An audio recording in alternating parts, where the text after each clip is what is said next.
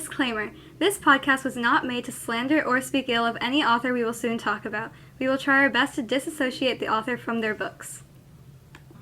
This is a book discussion, and we are just speaking our opinions and not just speaking negatively about any book. And this is a spoiler warning. Welcome back to Book Expectations. This is Chapter 3, The Mortal Instruments. Here's a quick recap.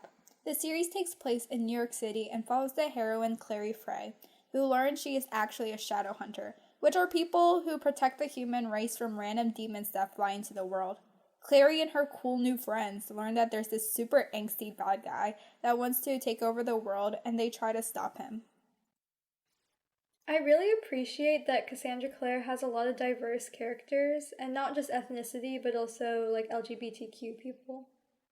Yeah, she had a lot of LGBTQ representation. Yeah, and it stays consistent in all her books. In every book there is some POC or LGBT, and they're not they're kind of side characters, but they aren't treated as side characters. Yeah. I mean, sometimes they are, but it isn't necessarily like because of person of color, or because of their sexuality, but it's mostly because of like their downworlders or others like reasons. Yeah, and like Magnus Bane, he's in every single one of her books. Like, we're talking about the Mortal Instruments right now, but like in all the Shadowhunter Chronicles, he's there, and like he's Asian, he's LGBTQ, like he's very important, you know, and he's not like degraded because of his identity. And he hasn't been killed off yet, so that's a plus. I hope he doesn't get killed off. That would be really sad. I mean, I liked her writing, but she tends to use the same metaphors and phrases, and the writing style is kind of overblown and pretentious, but it wasn't the worst. I mean, it's just like normal or for all like YA, authors. It's kind of just the same as every other YA like writing. Yeah, there's a lot of description that, I mean, I guess it's good for like imagery, but a lot of it is kind of unnecessary. It's fine, it's just a detail. Yeah, I think she writes a lot of description, which kind of draws away and then gets people kind of bored from all of it, because in like every single page at least there's some like paragraph of description or something. And her books are really long, so it can be kind of overwhelming for a new reader to start one of a series. I like her writing, kinda. I just think that there's a lot of plot line, and it can be hard to keep up with sometimes. And the last book ends up being really long. Yeah, like her books just seem really daunting for like readers who are just starting her series, that they just think, oh, what's the point of like reading such a big book, if it's not as up to my standards or expectations.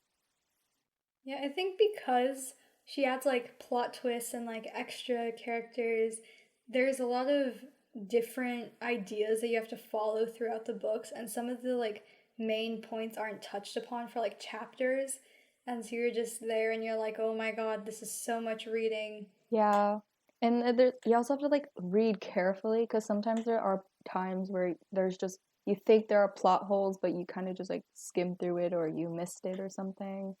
And it just makes you think, oh, well, I don't want to end up reading all of like the 600 pages word for word.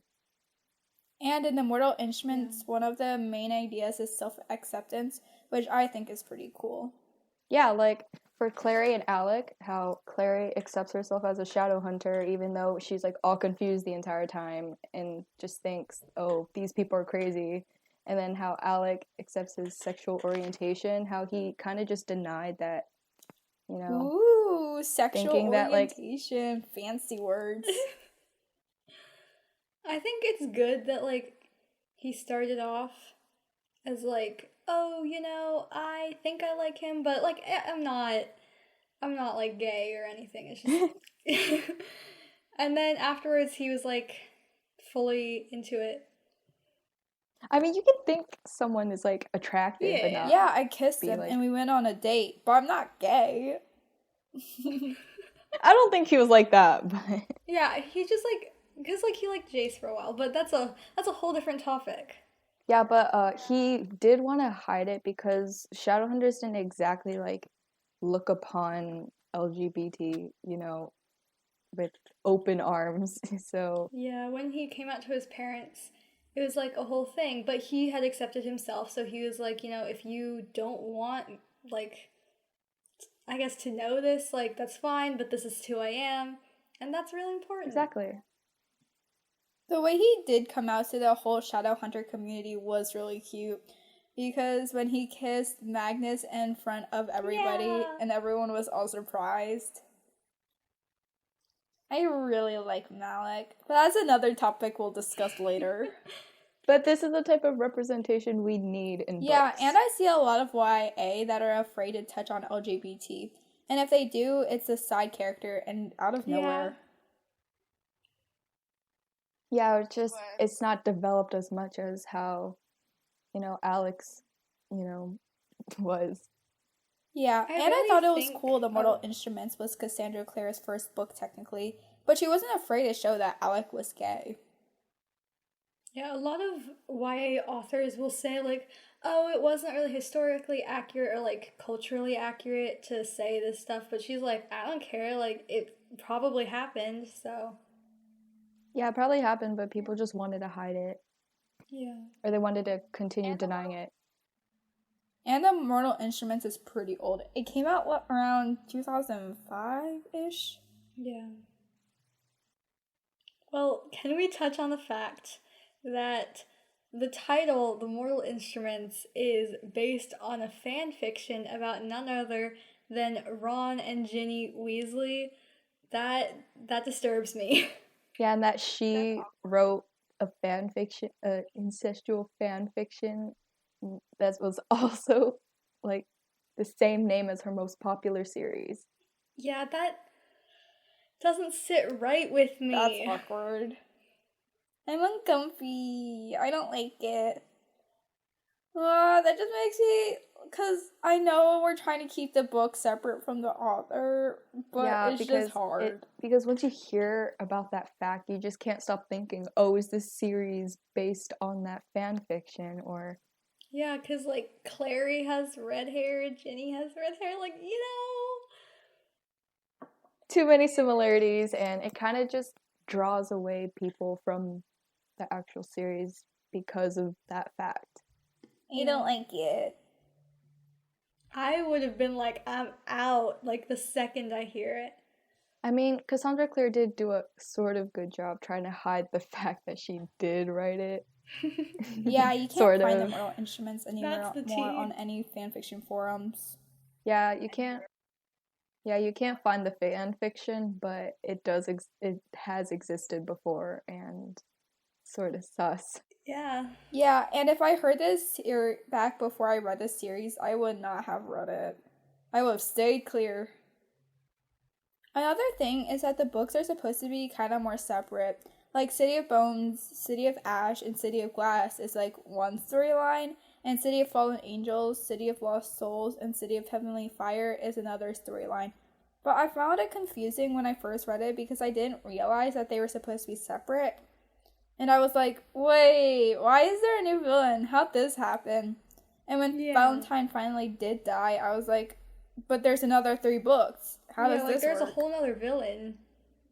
And it just felt kind of random or kind of sudden and needed like just more explaining, or like Cassandra Clare could have came out with 2 separate trilogies, I guess, and not put them onto the same series or something. And, like, her publication order, it's a whole thing. Like, a lot of people debate how you should read the Mortal Instruments and, like, the Shadowhunter Chronicles in general. And some of it's, like, chronological, some of it's, like, publishing order, and there's, like, a lot of different ways you could read it. And I think that if she were to have the series, I think she should have wrote it in chronological order instead of just randomly like publishing these books that she starts writing. I mean, I guess it's cool because she's filling the gaps in between each of the books. Right now, she's currently filling the gaps between the Infernal Devices and the Mortal Instruments with the last hours. Yeah, but I think that she should have done it before she wrote, like, the Dark Artifices, because there's just that big time period where, people are confused on why, like, those 2 series are sort of related, Yeah. in a way. There's like details about Gem. Oh, sorry. But there's details about there's details about Gem like at the end of the Immortal Instruments that I didn't really pay attention to because I hadn't read the Infernal Devices. So, Yeah, she could have came out with the Infernal Devices first, maybe. So like it would make people think, oh, I should read that first, you know? So it just would have been easier to, because there's so many like, what's it called? Like, no, they're like where she refers to other characters in old books, in her like older books, you know, like how she refers to all the Herondales or all the Carstairs, and it kind of just gets confusing because like you haven't even read about those characters yet, and she's already mentioning them into books and like expecting us to know what she's talking about. I mean, it's also really cool to see the separating of Nephilim, Mundanes, and Downworlders, because it kind of mirrors the society we have today, like minorities, races, and white supremacy, but we won't get too political with that. well, oh, sorry. But especially when Alec and Magnus, were coming out, and then, his parents were like, "You're dating a downworlder," and then they kind of just looked down on downworlders. Yeah, in the Immortal Instruments, it's not white supremacy, it's just Nephilim supremacy. But yeah. It's cool to see that even in the supposed fantasy world where the government is really powerful and there's not really any problems except for maybe demons, but they still have problems with upper class and biases and stereotypes and stuff like that. Yeah. And how all the Nephilim kind of just treat mundanes as like nothing, They're like, oh, we have to protect them, like, they can't fend for themselves, which is probably true because, demons are scary, but they create, like, this image throughout their society that, like, mundanes are useless and take up space. Yeah, and that downworlders are just nothing, and that Nephilim are Nephilim are so mean. Yeah, but I mean, not everyone is like that, Well, though. a lot of them, they were like, yeah, but you're mundane. And they were so mean to Simon. That was uncalled for. That's true. Speaking of Simon, I totally forgot that he and Clary were parabatai. Like, I totally forgot about that until I was, like, rereading, like, a tiny section. I was like, wait, they're parabatai. And the fact that Claire added it into, like, the short story part, you know how she has those short story collections? And not everybody reads those, so, like, just reading that they become parabatai is such a big thing. Yeah, and even the concept about how Jason and Alec were parabatai, I feel like they were barely parabatai. They didn't really have a connection, like Simon and Clary. Yeah, it felt more like siblings. Yeah, Simon and Clary were best friends, but Jason and Alec were just friends. I mean, they were, like, good friends, but Alec was just really closed off towards Jace, and then, like, I don't think they were as good friends as Claire hoped for them to seem like, Because Jace didn't even know Alec was gay for a really long time. Like, Clary figured it out before Jace, so that's kind of sus. In general, I'm like, again, if you like the Mortal Instruments, that's fine, but I think it's super overhyped, and I mean, I think a lot of people who read other series by Cassandra Clare understand that, like, that's not her best work. But, like, it's not, the storyline's just not that interesting, and I didn't really understand the villains. Yeah, the villains were just not that good. There's just a lot of family issues. Yeah, that was the main conflict. I still think Valentine is a better villain than Jonathan. Like, Valentine had stuff leading up to it, and Jonathan was kind of out of nowhere. Yeah, he kind of just showed up. Jonathan was like, well, I was born a demon baby thing, and so I'm sad, and this is all your fault, Clary, even though it wasn't. And the Clave, I guess. Poor Clary. She went through a lot. But I don't really like Clary. She's not my favorite, but she did go through a lot. I don't know, the conflict about, like, the whole, like, Shadowhunters and demons honestly isn't very, like, important in the actual series. I mean, well, Valentine had like demons as his army people, but that was again for Valentine. Like the actual demons isn't really touched upon, which is strange. Yeah, like they just say that they have to protect the human race from demons, but they just, I don't know, they just make it seem like it's not that big a deal in the actual like plot lines. Why was Clary so special? Yeah, she, like, other than the fact that she was Valentine's freaking daughter, she has nothing cool about her.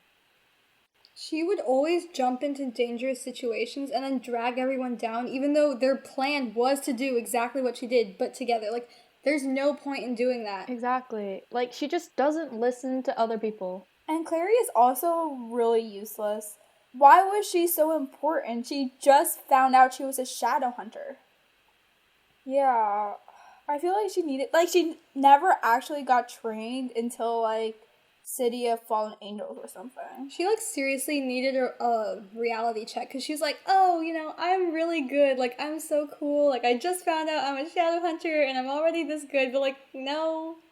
Yeah, oh my god, she was so cocky. Like, the second she found out she was a shadow hunter, she was sticking her nose in everyone's business and was like, yo, what's going up here? And she literally was like, Alec, you're gay. Yeah, she did do that. She was not a good character. That was awkward. And her ability to create runes was just kind of random. Yeah. It was really odd to have, like, that power. Yeah, like, how does just having that just don't extra, like, understand angel it. blood? Is that what she had? Another Extra angel blood? Yeah. Or, I like, don't know, visions. But how come, like, that extra angel blood just gets her that rune power? It just doesn't really have any correlation. Yeah, and then, like, Jace had it too. Yeah. But, And Jonathan or Sebastian. He could just jump. Yeah. How did she even get her birth control rune approved by the Clave? Like, I feel like the Clave just has pro-life energy. It does. Yeah. Like, I don't know. Everything about, like, her, like, special powers. But I don't know. I'm pretty sure. Wait, didn't they explain that in? They probably did. I'm pretty sure in like the Dark Artifices they like explained that or something. I don't remember. It was like kind of a vague memory. They probably did. I don't really remember. I just remember I was like, wait, what? And then, like, the entire series, Clary, she has daddy issues. Why would Jocelyn sleep with Valentine? Jocelyn was, like, the embodiment of weakness. And then after, she was like, oh my god, my child is satanic. I'm going to run away and never touch upon that again until I get kidnapped. Yeah, Valentine was weird. Like, the whole relationship with him and Jocelyn, he destroyed their child pretty much. And then Jocelyn ran away, and then Valentine found her, and then, like, was like, bam, asleep. Yeah. I just feel like Jocelyn was useless because Clary, like, she literally was a little weird. a helicopter mom. I don't know, but everybody was such big fans of Jocelyn. Really? I haven't seen anyone, like, obsessing over Jocelyn. I just don't. Clary's a brat for a kid too, honestly. I don't know, cause in the TV shows when Jocelyn died, everyone was like freaking out. Really? Oh, really? Well, that didn't happen in the books. It's been a while since like, I've watched the TV show. Yeah, that's why everyone was really upset. I don't remember me being, like, upset in any way, but I don't know. Could be, like, I just didn't understand it at the time. In my opinion, and I'm sure it's your opinion too, Jace is the worst Herondale in all of the Shadowhunter Chronicles. And, like, he's a terrible representation of the last name. He is a shame on the Herondale family. He does not deserve the title of Herondale. He's literally so cocky, and why is he even the best shadow hunter in his generation? Yeah, he's and not, like, by calling him that, that's just, like, driving his ego to get larger. Like, exactly. What? Oh my god, it gets worse. It's like every single book, it gets worse and worse, and then he messes up so many times, and he's just like, but it's your fault. Shut up! Exactly. And, like, I don't know, every time, like, I read the book, it just didn't really make me think, oh, yeah, Jace is, like, the best. It just, Yeah. there wasn't anything that made him seem so impressive. He just seemed like every other Shadowhunter. And then Claire tried really hard to make Jace funny, but he's not. He's just cocky. Annoying. And he's just snarky, but he's not even a good snarky. He's just like, I hate life. He did hate Yeah, he life. complains all the time, and then he's like, oh my god, like, why did I have to, like, be born into this lifestyle? And then he's like, actually, I love this. So anyways, let's go fight demons or whatever. I mean, every Herondale's all like, oh, I hate life, or is, like, super suicidal. We won't talk about it, but... That's very true. Yeah, but Jace is, like, worse than the rest of them. I mean, that's true. He doesn't... Yeah, That's true. because he's so annoying and he's so cocky. Like, why? He doesn't have a reason. Yeah, he has a bad childhood. Every YA character has a bad childhood. Exactly. Every other Shadowhunter also has a bad childhood. Yeah. Yeah, every I just don't get Shadowhunter why people sucks. like him. But Sorry. I just he's the only one who acts mean because of it. And why do people like him so much? Like, I would always see people saying, oh my gosh, I have a huge crush on Jace Herondale. And I'm like, I don't see anything good about him. I don't know. And, like, his special powers, what's that about? Like, he's not Jonathan, technically. Why? So, like, Yeah, so why does he even have powers? He's not even that cool. And then, Like, his special power to just jump super high. oh my god, Like, what is that? you're a grasshopper. Congratulations. Like, Exactly. what? And then It's like a big vertical grasshopper just jumping around on buildings, stabbing things. it's so weird. Like, Clary's ability to create rooms, that's random, but jumping? Like, Exactly. And I guess in a way, like, oh, the blood, like, enhances his powers, but just jumping super high, I don't think Like, that's exactly, He couldn't like, have, like, accuracy or yeah. Or, like, more extra strength force. or something. Exactly.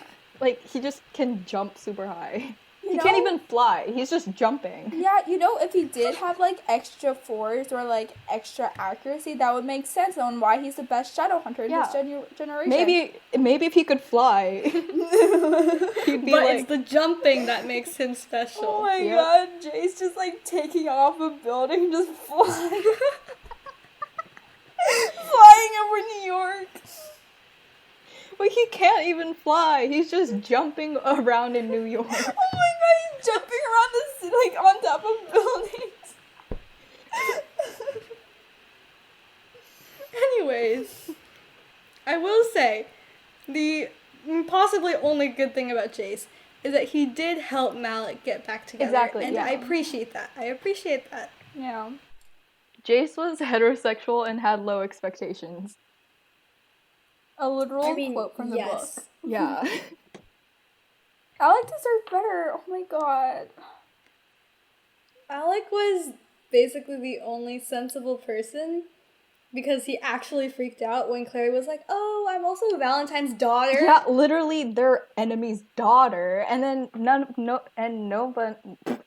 of them was all like, oh, okay, yeah, you're our enemy's daughter. They didn't even think twice on that. Oh, maybe she's like a spy or planning to kill all of them.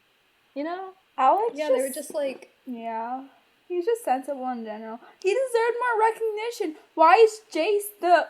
Oh my god, he's so great. Why is Jace great? Alec is amazing. Exactly. Like, it's probably because Jace is always so cocky and he's always telling everyone, yeah, I'm the best. And then Alec is just more humble about his talents. like the thing is, half the time, Alec had to save Jace from all his random issues and mess-ups. And so, like, he held Jace together, basically. So, I know, right? You know, Yeah, and then every time, like, Clary would always jump into dangerous situations, Alec was always like, no, we should, like, plan ahead, or we should be doing... exactly. We should be doing sensible things instead of doing all these dumb actions and being reckless. You know what? Alec didn't like Clary at first. Exactly. That's great. That's like, why would you pick up a random girl in the streets who just so happens to be a shadow hunter? Who would think that in their right minds? And how would she? Yeah, they'd be like, oh, that's not suspicious. Yeah, and how would she like be a shadow hunter and not know about it? Like, wouldn't that sound a little suspicious? That she doesn't know that Yeah. she's a shadow hunter, and you find out, oh, she is one. Yeah, and Jace just like drew a mark on her and was like, well, if you die, you die, but I think you won't. So let's try it. Oh my god. I love that Alec was based on Claire's friend who committed suicide. Yeah, I remembered I read Sweet. somewhere that Cassandra Clare wanted to like write this story about her friend, but like wanted the character to have a happy ending, which I think is super sweet, or you know, Sentimental. yeah, sentimental. Aw. Also, it's great that Alec, a homosexual, kept on walking in on heterosexual people making out. And he was like, these heterosexuals can't control themselves. Right. He's like, I do not understand it. Yeah, they were like, why are you making out in literal hell? Yeah, they literally like were making out in a cave. They were they were in Exactly. hell.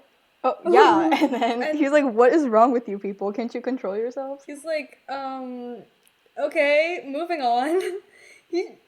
Alec was really chill. Yeah.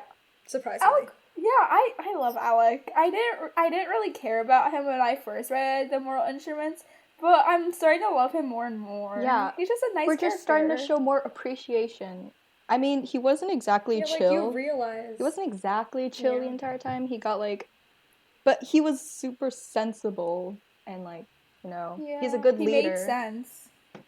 He's a good leader. He wasn't stupid. Wait, wasn't Alec like the consul Yeah, or he something was- in the end? Yeah, he was Oh my god, love that! exactly. He Yes. deserved that. Thank God it wasn't Jace. Exactly. I remember one of the characters wanted it to be Jace, and then Jace was all like, "No, I think it should be Alec." So, you know. You know what? Okay, point for Jace. Yeah, I point for appreciate that Jace. as well. Yeah. Oh my god, and I also really like that Claire used his character to show homophobia and show how it's a problem in the world. Like, the stuff people said to him bewilders me. I'm like, what is going through your mind to say that to a person? And basically a stranger at that. Yeah, I mean, it also like showed how all the shadow hunters weren't exactly for, you know, like heterosexual people, you know. And then the fact that like, you know, Alec was just kind of hiding the fact because he was scared how like the public perception, you know. Yeah. Yeah, like he acted like, or not he acted, but like all the shadow hunters acted like, oh, our race is superior, we're so great, we're so amazing. But like it was the downworlders and like I guess mundanes who were like more accepting of his actual identity, like past the shadow hunter part. Yeah. And like that's really cool. What about Simon? Oh, I mean, I didn't like Simon in the beginning. I thought he was like kind of annoying because you know he was so obsessed with Clary and stuff. But he became more chill, I guess, throughout the series. Yeah. Yeah, when there was like that one part where like he and Clary were dating, I was like, can this guy just stop? But then I was like, you know what? He's not actually that bad. He's just kind of Like, I mean, weird. I don't know. I get there's like that the best friends thing where like the guy's secretly in love with his best friend. I mean, I get that's a thing, you know. But I mean, it just seemed I don't know too cliche. Yeah. Simon just had a lot of stuff going for him just because he was a main character. Like, when he became a vampire, he became a daylighter. Yeah, it just that seemed- was random. It just seemed too convenient that he became a daylighter, you know. Yeah, the whole point of vampires is that they can't go out during the day. Why can he go out on the day? Yeah. It makes no sense. Like, it just, I don't know, it just seemed too convenient. Because he's a main character, so obviously, yeah, he'll be able to go on adventures with them now, because he can go in the sun now, which is, I don't think is fair to all the other vampires, but you know. Yeah, Plot and armor. the Mark of Cain. Yeah. But, like, the mark of Cain that Clary drew on him that would, like, it's like whatever force is on you, like, 7 times Yeah. on that person or whatever that was. I was just like, Oh, no. cool, I guess, but, like, that's awfully nice of you to be able to have that. It's also like, And that not was die. also too convenient that he was able to kill Lilith that easily, you know, with that mark. Exactly. The mark of Cain was just really weird. Why would Clary draw it on his forehead? Like that's like like she the just worst sees it in part her brain place. and she thinks, oh yeah, this is gonna work. Like, it's kind of sus Don't that she would just understand. randomly draw it. I mean, I guess it protected him, so it did what it was supposed to do. Yeah, but I think it was too much of a risk to just randomly draw a rune. Yeah. It's like, what if it killed him instead? You know? Like, see this. And then another thing is that Claire kept, like, in the end of City of Heavenly Fire, where Simon lost all his memories, why he just all of a sudden he was just like, he named his band the Mortal Instruments or whatever, but that was random. He lost all his memories. How it was a greater demon who took his memories. Why was there a loophole? Yeah, like, I mean, in the Tales of the Shadowhunter Academy, there's just, like, that big plot, like, hole where they didn't even explain how the others were able to convince him that they were his friends and stuff. Like, wouldn't Simon be all creeped out by these people who are like, oh, you're our friend, you're dating me, or something like that? Wouldn't that, like, creep him out and stuff? And he's just, like, all okay with it in the end, which I think is a little weird. And I think Claire should have, like, at least wrote some type of short story within that book of them, like, convincing Simon that they're not crazy and stuff. In general, I think the ending, like with the Simon losing his memories and stuff, I was like, that's a lot happening in 1 or 2 chapters. Like, I didn't really get it until I reread it, so. I mean, yeah. Izzy was cool though. I mean, but she didn't really have a role. Yeah, I don't really remember what she did half the time. I mean, no hate against Izzy, though. She had, like, a whip. I remember that. Yeah, she had a whip. Yeah. She was like, bam, bam. Bam. That's all I remember. I'm sorry. I mean, having a like, whip. she was cool. I liked her, but I don't know why. I think choosing a whip, Yeah. like, as a weapon is kind of cool. And then, wasn't, like, a bracelet, too? Oh, yeah. I think that's It, cool. like, went around her arm. Yeah. Yeah. I don't know, I remember... And then Magnus... I remember there's this one scene that I read where it was like the very only scene that I remembered about Izzy, where she like woke up and then her brother was like also awake and they were just like fighting. Yeah. I like barely remembered Izzy, so. Like we stated before, I think Magnus was a really good side character that like still played a role because he... Okay, first of all, diversity. But he also...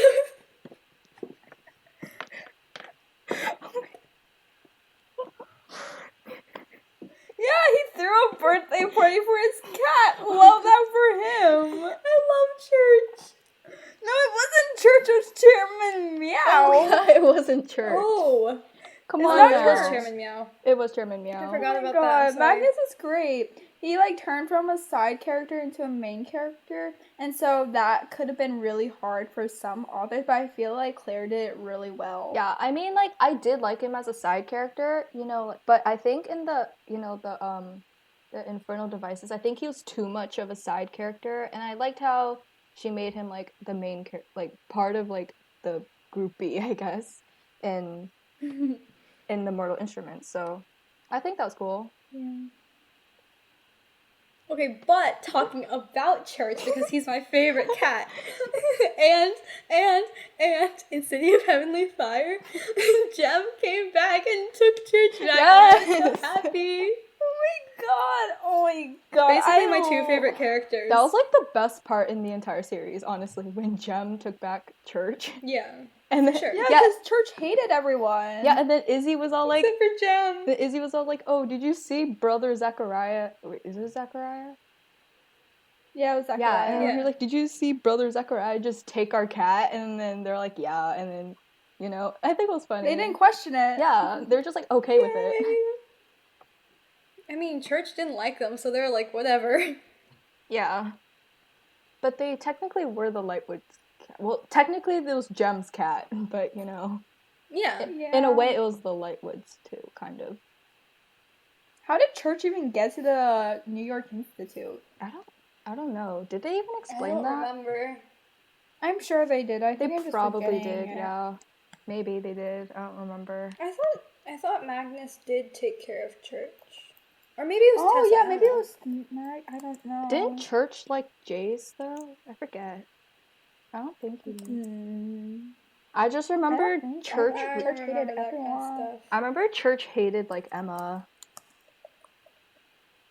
I respect Oh yeah, that. he didn't like Emma. Yeah, but there was that part where Jem literally left Church like at the LA Institute like doorstep and was like, take care of my cat.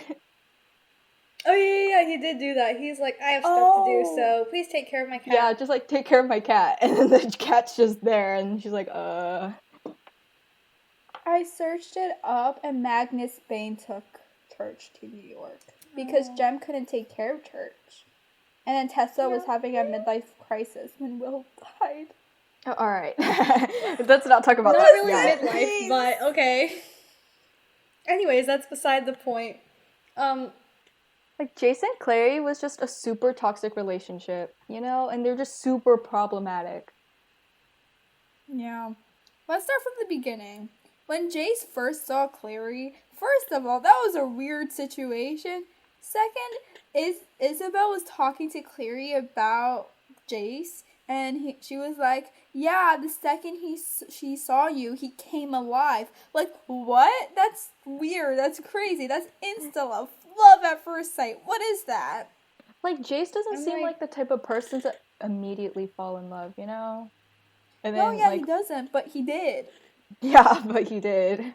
It's like, that's why he's so different. Like, he defied all standards. Like, they didn't even have chemistry. They're like, you know, you're pretty attractive. I'm pretty attractive. Like, Oh. but no. I don't understand. Ugh. But then he was really possessive, and he, like, looked at anyone who looked at Clary and was like, yo, I see you trying to come for my girlfriend. What are you doing, huh? And, like, And that literally, was just... Clary literally looks like a child. And the fact that She's a Jace is, like, child. into that. Yeah. She was described as childlike. Yeah, she Yeah, looks she's like a tiny child. too. Like, she's petite. And, like, Jace And is, like... she's short. He's like, Jace is, like, into know? that, and that's kind of weird. Clary's, like, 5 foot, and then Jace is, like, 6 foot. Nope.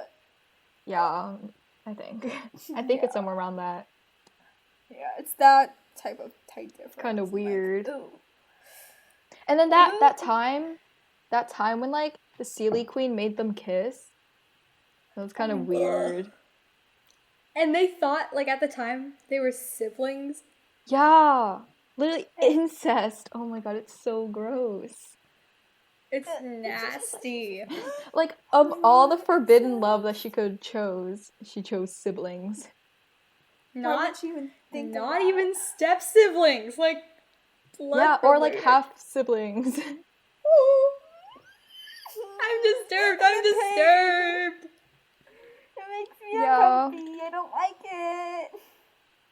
I mean, the first time I read it, like, I thought, I mean, I get, it's like, it's weird, yeah, and then I'm like, but I mean, they're not siblings in the end. But then after finding out she wrote that fan fiction, it just made me think Oh my that's God. even worse. Yeah, because Clary No, I has red hair. remember- Ginny has red hair. Like, I There's just- remember when I found out they were actually siblings when I first read it after, like, the end of the first book. I immediately went on the web and I was like, are they actually siblings? Because this is a popular series. This can't happen. Why is no one Yeah. talking about it? yeah, I was like, I cannot support It's this. really Like, weird. it's Yeah. no. I had to make sure, because if they were literal siblings and continued like that, I wouldn't be able to keep reading it. Yeah, I wouldn't Yeah, want I to would read it. stop there. I I don't know remember if my I can friend, reread like, it now. my friend shipped Jace and Clary, like, from the beginning. And I was like, Okay. Which is kind of gross. Yeah. But the incest isn't even just Jason Clary. It's not just one relationship. Yeah, It's it was two relationships. Jonathan. It was Jonathan and Clary. And Like they they were were actually actually siblings. Yeah, they were actually. And then Jonathan, he knew that Clary was his sister. Yeah. Yet he kept on trying to make out with her. He's like, I want you to rule by me in my demon world, shadow world, weird thing. And Claire was like, no. He's like, well, you have to. Or else I'll kill everyone you love. Why won't you love me? I'm like, Your siblings. And also, he tried to kill her like multiple times. And he tried to rape her, which was so weird and so gross. Ew. Like, I thought Like- Jason Clary, like, Yeah, and making then out wasn't there with that garbage. time? That was bad. I thought that was bad, but no. It was gross. No. Yeah. But wasn't there that part where Jace is all like, "Oh, but we're shadow hunters. It's different." Like than like mundanes. And I'm like, no, it's not. No, it's not. No, it's not! if the shadow hunters are different, then it's the shadow hunters that are weird. That's like not okay. And like technically they all came from like Jonathan Shadowhunter, but like if you want to be Still. no, like I can't get over it. I can't get over it. No. But a good Okay, we couple, need to move on to a obviously, Better topic. was Magnus and Alec. Yay! Yeah. I love them. Malik. First of all, they are LGBTQ and they are iconic. They're not like Exactly. their personality is not, oh, I'm gay. Oh, I'm in a relationship with someone of the same gender. Like, no, they actually have like well developed characters and they just happen to find each other and they were happy. Like, I mean, when I think about Magnus and Alec, I think of Malik first, but like, yeah, they're good characters. They had a And you can good see- relationship. And you could see how Shadowhunters felt about, LGBTQ. You know, how it wasn't Yeah. entirely supported by everyone. And then like when they were and then when they came out in like I think it was City of Glass. I think, because I remembered I really wanted to read Yeah. City of Glass, just like read that part. But then I thought it was so cute, and I was like, I really liked that part. Yeah. And I also think that Magnus and Alec had a healthy relationship because in City of Lost Souls, they were struggling because Alec was having a crisis. He was like, "Oh my god, oh no, I'm gonna die before Magnus." And he thought about making him mortal. Yeah, But then, and then Magnus was like, yeah, you know what? I need a break. This is not okay. And it was really sad, but it was healthy. Yeah, But it was they mostly didn't just- tolerate that. Sorry. it was mostly just Camille's fault. Like, she was just Yeah, it was messing with Camille. Alec's head, and like making him think that like, oh, their relationship is doomed and stuff, even though it's not. Yeah, like Magnus loved Alec so much. I mean, he loves, not loved. Yeah, Sorry. not loved. But Still does. yeah, they will my forever God. love each other. Anyways, And they And had some when they- really cute moments. Yeah, but I mean, Like when they that did, time- when they did break up, though, like, I think it was kind of funny how like their demons were attacking the city, and then Alec just goes, "Magnus, why haven't you called me back?" exactly. While like the demons were literally attacking the city. And they're like, well, I had other things to attend to. Yeah, we're all kind of dying right now. Now's not the time. But I mean, it was obviously the time. It was the time. It was obviously always the It time. worked out. Any time is the time for The Alec. time. The time. And it's really cute to see them freaking out over each other. Like during their Yeah. first date, Alec literally Right. fell down the stairs afterwards. It's so cute. Yep, Oh my god. a true awkward Lightwood. I know. Oh my god. The Gabriel and Gideon side of him. Yep. And So also, it was sweet. like Alec's birthday, and then Magnus was just freaking out on which gift or what gift to get for Alec. Yeah, that was so cute. And then, like, Yeah. not to spoil, but, like, their children also. Oh my gosh. But Children. we'll talk about that mean- later. Yeah. Okay. What about Simon and Izzy? I mean, like, I guess, like, they were kind of gonna be inevitable at the end, you know? But I mean, I felt like it was just kind of forced. There could have been, like, some development between them. I don't know. I don't understand why there was a love triangle. Because the love triangle, I thought Simon was this awkward, stupid character. But no, he gets 2 10 out of 10 girls. Like, what? Exactly. Yeah. Literally. And he cheats on both of them. Yeah. When he didn't tell them, and then he's like, "Oh, I see you guys have met." I was like, "Dude, what are you doing?" No, oh my god, and then they forgave him? No. Yeah. But I mean, I think it was cute that Simon, like, would tell Izzy, like, the Star Wars stories and stuff. Yeah. I'm pretty sure Shadowhunters don't know about Star Wars. Right? Probably not. Yeah, they I don't. They're don't like, know. "We're the coolest They don't know people much in the about the- world." Yeah. So they just don't know much about the mundane world, so. No, but like, Simon oh, and Clary sorry. had more chemistry in the beginning than her and Jace. Like, I don't understand why Clary and Jace needed to be a thing. During City of Ashes, literally, Simon and Clary were doing great, but then, I don't understand. And then Clary made out with Jace, and then Simon had his heart broken, and I'm angry. I think Cassandra Clare just kind of wanted to do, like, first of all, like, you know, guy best friend likes the girl, but the girl doesn't know, but then they end up together and it doesn't work. But then the nerdy guy, who's also the best friend, gets the really hot, confident girl, and they work out, and, you know, that's great. I mean, it's like really cliche, but you know, I guess it's Whatever. okay. You know But I mean- what? But Alec and Simon had a great friendship. Well, I guess Friendship. they were Yeah, kind like- of friends.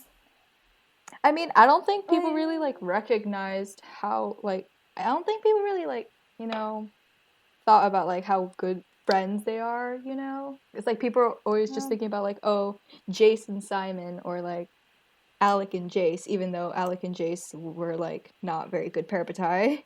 No hate though. They were terrible. Yeah, they like were the worst parabatai.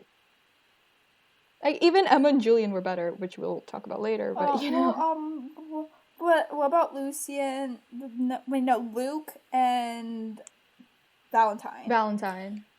That's true. I mean, okay, I think that was a little random. I mean, I Yeah, think that it's was too a little coincidental. And then Valentine betrayed Luke. Yeah, that was. Yeah. So So I mean, so I guess they're not exactly the worst, but they're not they're the up there. best, obviously. They're not a great example for the best Shadowhunter and the console. So, anyways. But back to Console. Simon and Alec. But I mean, Simon, yeah. just I think we deserved a lot more of Simon and Alec. yeah, like Alec let Simon drink his blood. They bonded. They had their moment. Bonding Great. experience, sharing blood. Yeah. Yeah, like they were in the cave and then none of them were. Yeah, they were in the cave and Simon's like, I need to drink blood, and then all of them were like, not it, and Alec's like, fine. And it was really awkward because then- he had to like go to the neck, and it was like basically like Bite. Anyway. Yeah, and then there's that time where they were like walking together in the city of glass. I mean, it's like a really small scene, but I think it was like you could see how like their friendship was starting to like, you know, form. How like they were, you know, bonding over unrequited love. But you know what was so sweet? When Simon And sacrificed Simon- his memories. Oh, yeah. Yay, sacrifices memories. Yeah, so that Magnus didn't have to die.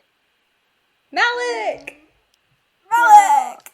I love Malik. Everything So goes that back Magnus to and Alec could be Malik. together. That's the friendship we all need. god, yes! Yay! Exactly. Yay. Like, their friendship But is what just about the so Lightwood underrated. I don't think. Yeah. Yeah, what about the Lightwood siblings? They're great. But what about Max? Max?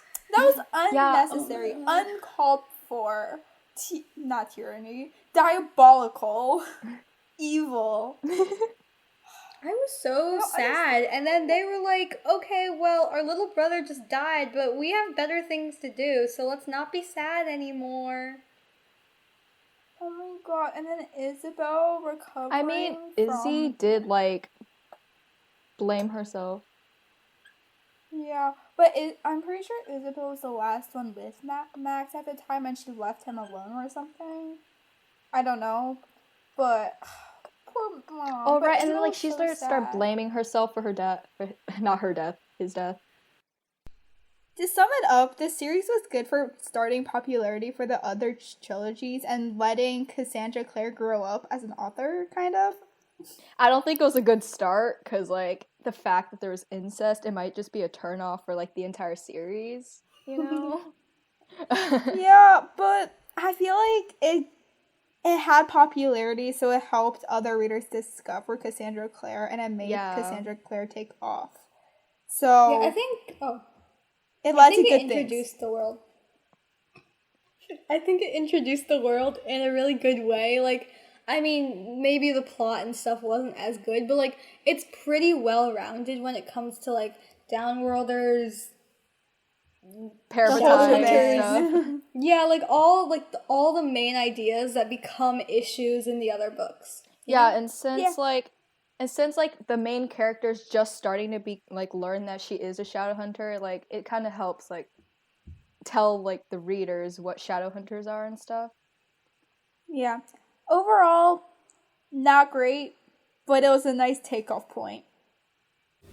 Thank you for listening to Book Expectations with Anya, Doris, and Isabel. Email us at bookexpectationspodcast@gmail.com. That is bookexpectationspodcast@gmail.com for any recommendations on what books you'd like to hear next.